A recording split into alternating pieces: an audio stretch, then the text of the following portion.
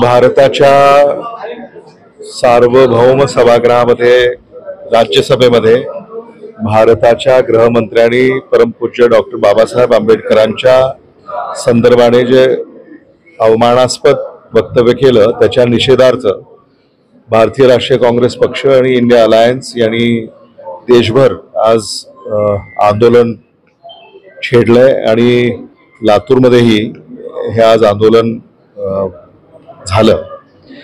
जिल्हाधिकाऱ्यांना आम्ही ते निवेदन दिलंय आणि आमची अशी मागणी आहे की राष्ट्रपती महोदयांनी भारताच्या गृहमंत्र्यांचा राजीनामा घ्यावा, कारण देशामध्ये जे वातावरण सत्ताधाऱ्यांच्याकडनं निर्माण होत आहे किंवा ज्या मुद्द्यांना खतपाणी घालण्याचं काम देशामध्ये सत्ताधाऱ्याकडनं होतंय, यामुळे देशाचं संविधान हे धोक्यात आलंय।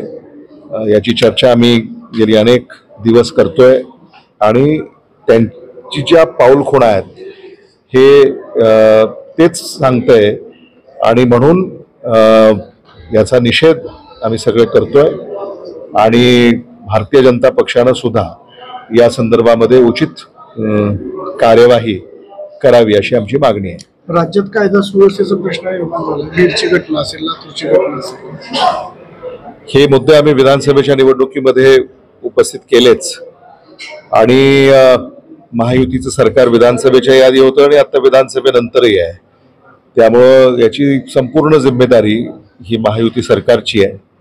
आणि समजा या सरकारमध्ये जर महाराष्ट्राच्या कायदा आणि सुव्यवस्थेचे धिंदबडे निघणार असतील तर सामान्य माणूस हा काही सुरक्षित नाही आहे। सामान्य माणूस आज अडचणीत आहे। सामान्य माणसाच्या कुटुंबातल्या सदस्यांचे मृत्यू होत आहेत, खून होत आहेत, अपहरण होत आहेत, खंडण्या मागणी होत आहेत। त्यामुळं राज्य सरकारनं या ज्या व्यवस्था आहेत याच्यामध्ये बदल केल्याशिवाय यात काही बदल होईल असं मला वाटत नाही आणि म्हणून बीड हे एक उदाहरण आहे, परभणी एक उदाहरण आहे, लातूर एक उदाहरण आहे।